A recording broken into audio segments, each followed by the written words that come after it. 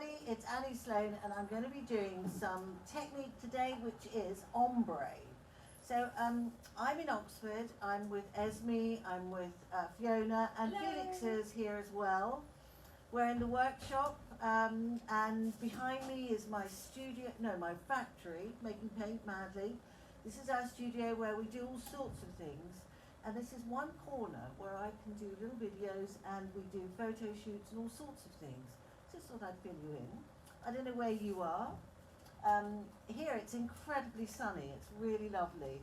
This morning it was so cold and I was all dressed up. Now it's got really sunny and lovely. It's been the weather pattern for days and days and days now, it's horrible. I never know where I am. So hello to everybody. So if you've got any questions, as I'm going, just ask. Fiona will be asking them, because she can read them, and she will tell me, and I will answer. I'm going to paint, and then Esme's going to bring in the camera at various points. So, ombre. Now what am I going to paint? First of all, before I do that, I'm going to show you, sneak preview. Drum roll! The colorist! Hooray! No one else has seen it yet, it's just you and me, alright? Don't tell anybody. Very proud of this. This is very, very, very, very exciting. This is number 6. Is that right, everybody? Yeah. Number 6, yeah, number 6. Of course, we've already started on number 7, so this is like old news for me. No, it's not. It's still very, very exciting. So this is a wall. Actually, Esme, could you just Sure. go round, because you can see we painted it for real, and Felix painted it. Felix designed it and painted it over there. Thank you very much, Felix, did a very good job.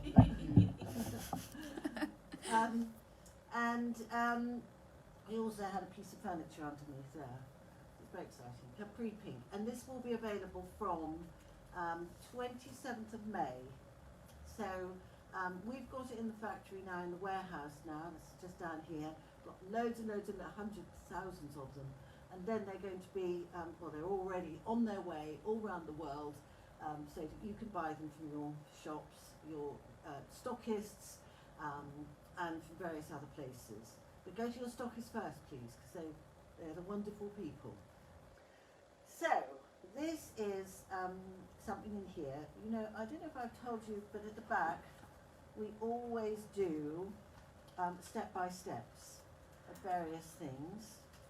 Before I show you that, that is the present, little gift from us to you. It's a lovely stencil. And we've done, I did a thing there with it. Ta-da! But today what I'm doing is showing you how to do this.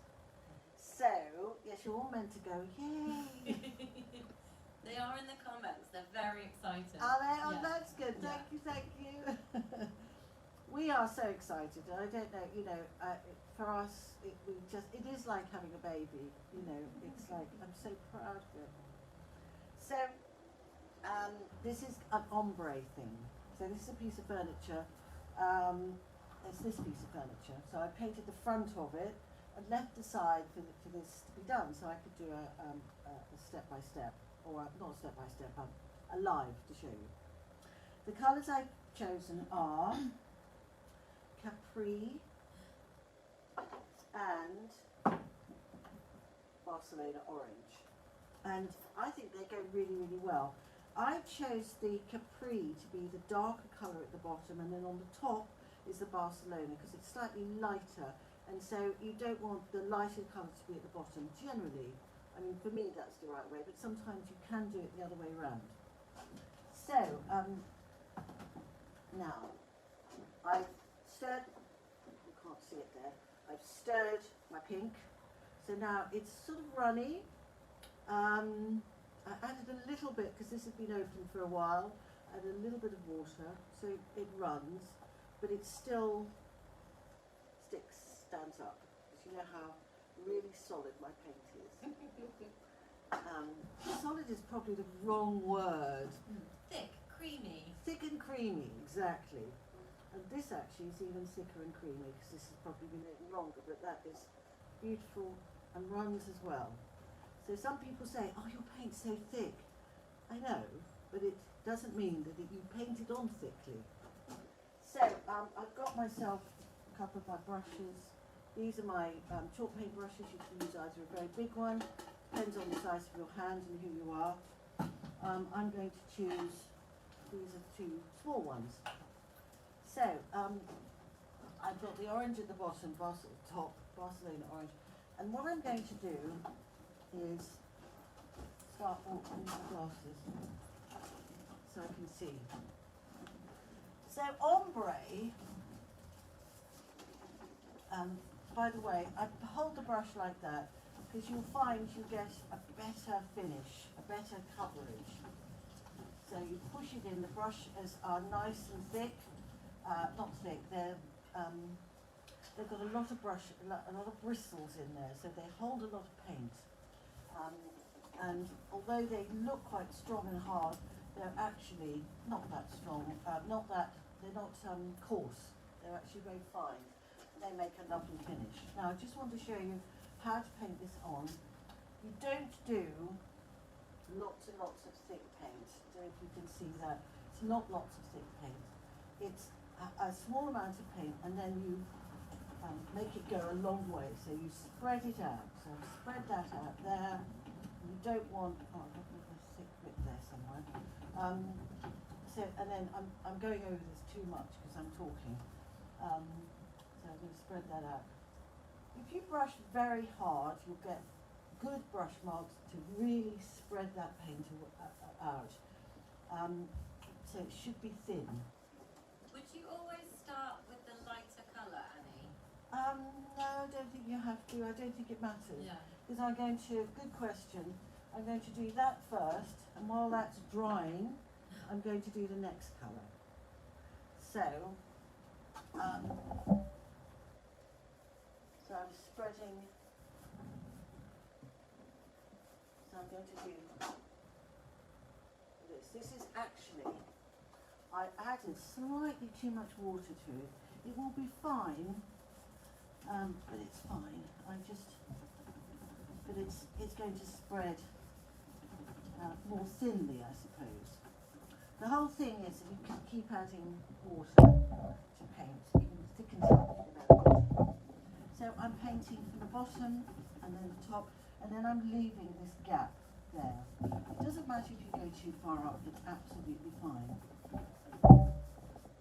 So I'm getting it covered all over, remembering to do your bits in there. Like my new table here, which is nice and bench, so I don't have to bend down too far. Very nice. Should be watching from the side there too. So if you come round the side, as you can see, so that's my Capri, and here is my Barcelona. Now it looks like I've actually, at the very top there, I've added a little bit of the pink into there. So it will dry slightly, but I have added a bit, so I might find you. We've got lots of people watching, Annie. We've got Ildiko. Oh, Ildiko, hello. Now, Ildiko, oh my God, I bow down. Ildiko is the most amazing ombre painter. I think, and the one thing I will say, if you look at the way Ildiko does it, it might be quite different to me. There isn't really one way, it's just what you find good. I know some people use spritzer and water, drives me nuts, I can't do that. So if I was doing this all as one, I would have carried on around a little bit, because I can't do that, because I'd already dried it. Now, this is almost beginning to dry, and now, so is anybody saying I'm doing it all wrong? No, everyone, mostly we're getting lots of hellos. We've got people watching from Turkey, Hello. from Germany, from Maryland in the US, Birmingham, UK. We've had a couple of questions about the colourist. Yes. People wanted to know which colours we used on the front cover. Capri pink, and oh, now Felix is gone. I can't exactly remember. I know he had a bit of a thing with the blue. So the blue is, Napoleon? so the darkest blue there is Oxford Navy, Yeah. but he actually added a little bit of Napoleonic, Yeah. and that's Napoleonic. So that's a sort of mixture of that. And then he's left white. What he did was amazing, and I've sent lots of pictures, I'm going to be Yeah. posting them. So he started with big pink bits and then filled in over it. So there's pink splodges and then covered in over. I think it's brilliant. Such a proud mum. I You should be. Well, you know. That was for Helen Lothgren in Sweden. Good Oh, question, hello, Helen. stockist, hello. So now what I'm doing is wetting this. So I'm going over this. I can go over that later if I want to. So that's not quite dry, but it's almost. So this, I'm working into this. That's all wet. And then I've got this. And this is wet as well. And now I can start mixing the two. Oh wow, that looks so good. Isn't it lovely the way it suddenly starts to sort of come together? Are there colours that you absolutely won't ombre together? No, you can do any colours you like. I think I wouldn't personally do like a white and a deep blue. I think that's going to be really hard. These are good because they work together quite well. And I think the thing to do is not to panic. So I'm going to put my glasses on. So here it might be getting, this is a little bit difficult because I can't see what I'm doing very well. So I've got, this is mainly my pink brush. This is my Barcelona orange brush. You can go over it again and again, although you don't want to do it too many times. Because what happens is you might get a little bit of pink on it and then it goes up there and it gets a bit pink. Which I want that now this time because I did that on that side. Well, it doesn't really matter, does it? To avoid that, would you just switch your brushes more frequently? Yes, you might even at a point when it gets too messy, just get yourself another brush. Yeah. I like that. Oh, nice. Sarah Crosby wants to know if you have water on your brush. No water at all. Absolutely not. I know a lot of people think, oh, you have to use a lot of water. Really, it just gets messy and horrible. This is actually, I think I've got quite strong hands and arms, and so I'm able to push the paint around quite a lot. If you hold it like that, it's much easier. If I was to hold the brush there and try to do that, that's actually quite hard. Yeah. If you hold it there, you can push it about. And I can't quite see what I'm doing now. How's that looking? Beautiful. That's Obviously. the right. That's the right thing to say. Lots of people say that. Rebecca Jones says it's beautiful. Good. Thank you, Rebecca. Vasi Talampasi, Oh, hello, Vasi. she says it's so pretty. Good. Daniel Savantes says it's magical. Oh. And someone else, Piece from Pieces and the Decor Emporium, says it looks just like a cocktail. A cocktail, it does. Tequila sunrise, right? Absolutely. We need a cherry somewhere. Annie, you are the cherry on top. So that's very nice. We've got Vasi and Daniel. They're both in Canada. Ah. Very, very nice, yeah.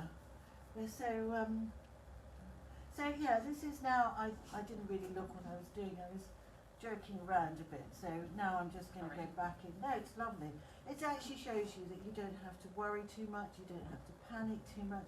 You can have a conversation. I think people get, oh, we've got to hurry up. But you can play about with it.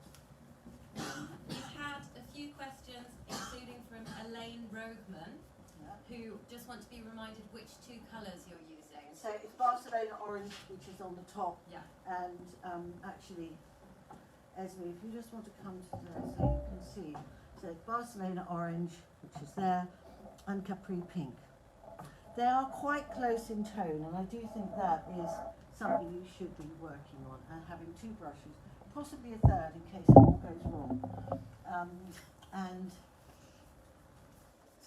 and if it covers it, if it needs covering a bit more, I'm just going to cover a bit more, and then I'm going to go back in. So I'm really sort of done actually. It's just a matter of playing around with it and getting it how you want it. It's a bit thick there, so I quite like. Oh, that needs a bit more solidness in there. This is a very dark piece of furniture. Yes. I have a question that's not related to Ombre. Yeah. Which is Vicky Jelly, which is a cool name. Cool. Yeah. Has a problem with putting too much wax on a piece. Ah. How can she fix that? How do you stop yourself putting too much wax on? Once you put it on, not sure why you're putting on too much. Oh look, that's getting quite interesting, isn't it? I'm not thinking too much. You've just got to wipe it off. Yeah. Put it on and wipe it off pretty quickly. Yeah. And it should be almost dry when you finish, actually. I'm fiddling around here, but I really should stop. Joy Bross wants to know if it's okay to paint in different directions rather than just up and down. Well, you will notice that I paint in every different direction. You see that? I'm every direction. That way, that way. That's, for me, is the nicest way. I think when people do this and this, I think it's so hard, such hard work. Yeah. So I would always do that. So I've worked on this a lot, whereas in real life I would have taken a very short amount of time because otherwise you start fiddling. And I haven't actually seen. I've got to go down there and give that a solid coat because that didn't get a solid coat. Stephanie Salonek wants to know which size brushes you're using. I'm using the smaller brush. So there is that size, which I think is an 8. I think that's our biggest. Oh, I think I've only got. Let me see if I Very can big. find. Yeah, I can't remember what these sizes There are are. 12. 12, and then there's a 16. So, but I prefer the smaller one, unless I'm doing something really big like a wall. I would use that. But I tend to use the smaller or the medium. What I've size got is the that? biggest one. What's that? Is that a 16? Yeah. So this is a 16. Yeah. So that's huge, isn't it? That's really massive. I Is that don't think got the wrong brush? I think you might have got the wrong one. Very sorry, everybody. Yeah, that's my assistant. Out the window. Defenestrated. Yeah, defenestrated. That's a good word, isn't it? Defenestrated. That means throwing people out the window. Why is there a word for that? Who knows? Anyway, I think I hope I answered the wax question properly. I'm not sure if I did. Yes, he's back. So that is, there we are, that's the size 16. So that's the size 16, and that's the size in the middle. And for me, that's a bit big, but if I was a man with big hands, that would be a better brush for me, but I do find that a bit big. No, I have used it, but these are the two brushes. Holding them like that, always better, get much better brushes. So I thought this is a tiny one. So, is there any other questions?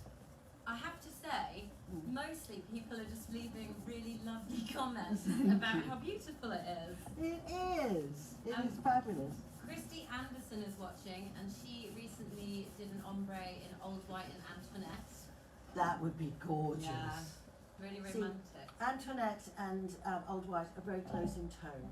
If you're not sure what that means, it just means if it's dark or light. These colours are very similar. If you don't know, half close your eyes like that, so all the light goes, and look, and you find you can't really tell the difference between those two colours. This is slightly lighter in tone than that, but they're very close. And that is just an easier way to paint. Christy Anderson has now asked, Yeah. how do you make it look so easy? Which I think was a joke question, but I think actually, you know, your confidence and your relaxed attitude. Yeah. I think don't panic. That's really important. it is, I find it, I don't know how to say this, because I do find it easy, and I know some people don't, but I can tell you when I first did it, I didn't find it easy. And it wasn't, I think it's partly because you overthink things. Most people, you know, they do say that thinking is a waste of time because it's overrated, is what they say. Yeah. Thinking is overrated because you overthink and worry and worry. Really, it's just lots of orange, lots of pink, and in the middle, just mix it about a bit. And don't keep doing it. And having two brushes is very, very useful. And that's it. I can't think there's much else. And yes, can't wait for this to come out for you to get and go to all your stockists. We support our stockists. We will be selling it in shops as well, but we want you to go to our stockists, especially after lockdown when things have been so difficult. We want you to go to our stockists so that they can welcome you into their beautiful shops. So is that it? No more questions? Oh, lots of questions now. Oh right, okay. Sorry. Daniel Cervantes, do you recommend starting with a base colour? Well, I think, good question, Daniel. As this was a very dark piece of wood, it might have been an idea for me to have painted that all together, but actually it didn't really matter. And life's too short to be worrying too much. I would just get on with it, probably. We worked on this, so it's fine. Yeah. Akanksha Agarwal Yeah. wants to know if chalk paint ever cracks. Only if you paint it extremely thickly, and then you can, it can crack on its own. The other way to do it is to layer it on and then put a hairdryer on it, and it will crack beautifully to look like old paint. So that is a good way to do it, and that's a. But if you don't want it to do it, then don't paint it thickly.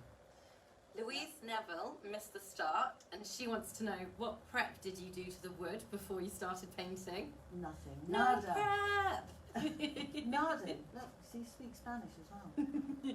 Leslie Glenn asks if she needs to do anything different if she's using 3 colours for an ombre effect.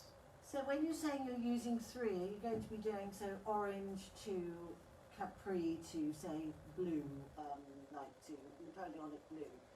No, it's the same thing. The only thing is you're going to have a band of orange, a band of pink, leaving a gap in between, and a band of Napoleonic with a gap in between.